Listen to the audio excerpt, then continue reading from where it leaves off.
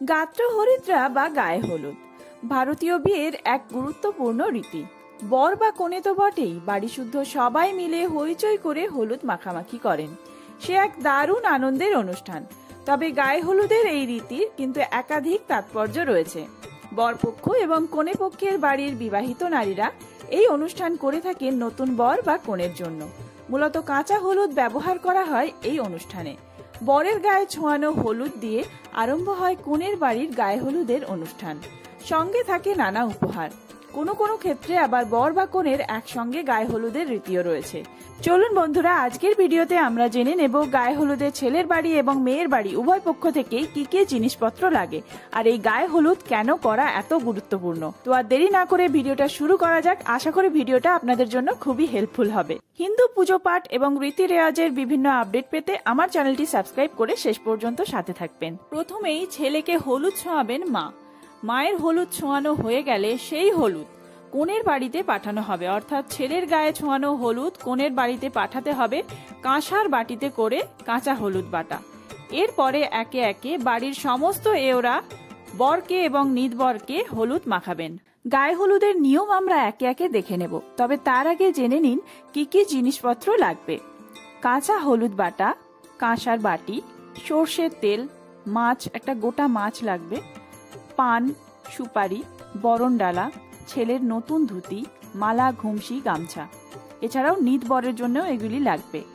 আর ছেলের বাড়ি থেকে মেয়ের বাড়িতে পাঠানোর জন্য কাঁসার বাটিতে হলুদ বাটা, সর্ষের তেল, একটি কাঁসার ঘটিও পাঠাতে পারেন। ওই মেয়ের গায়ে হলুদের শাড়ি, সায়া, ব্লাউজ, গামছা, নিতকনের বস্ত্র ও গামছা।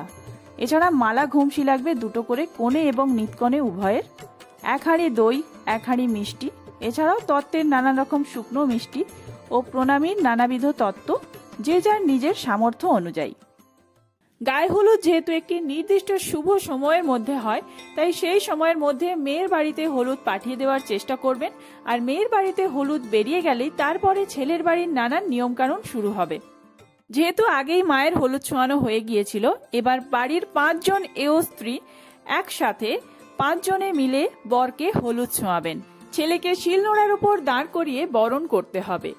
বরণ করার আগেই শিলনোড়ার চারিপাশে 4টি কলা গাছ রাখতে হবে এবং কলা গাছগুলি হলুদ সুতো দিয়ে চারিদিক থেকে ঘেরে দিতে হবে। যেভাবে ঠিক পুজোর সময় তীরকাঠি ঘেরা হয়, তীরকাঠিকে লাল সুতো দিয়ে বাঁধা হয়, এখানে কলা গাছকে হলুদ ডোর দিয়ে বেঁধে দিতে হবে। আর ঠিক এই চারদিকে যে 4টি কলা গাছ রয়েছে, চারদিকে 4টি কলা গাছের পাশে একটি করে, মানে চারদিকে 4টি লাগবে, একটি করে মাটির ছোট্ট সরা রাখতে হবে।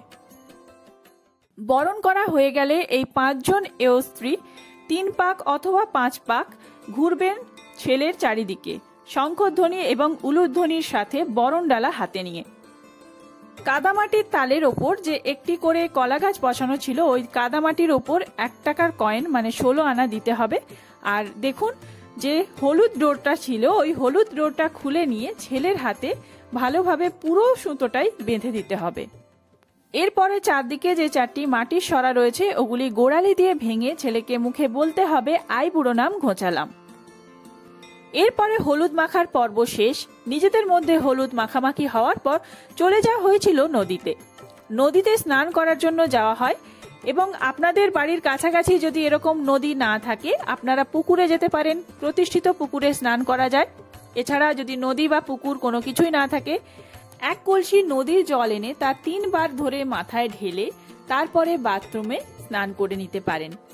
আর যদি আপনারা নদীতে বা পুকুরে যে কোনো জলাশয়ে স্নান করতে গিয়ে থাকেন, তাহলে সেখানে 3 বার ডুব দিতে হবে, অর্থাৎ মাথা 3 বার ডোবাতে হবে। যিনি ঘর ডোবাচ্ছেন তিনিও 3 বার ডুববেন, আর যিনি গায়ে হলুদ যার হচ্ছে তিনিও 3 বার ডুববেন।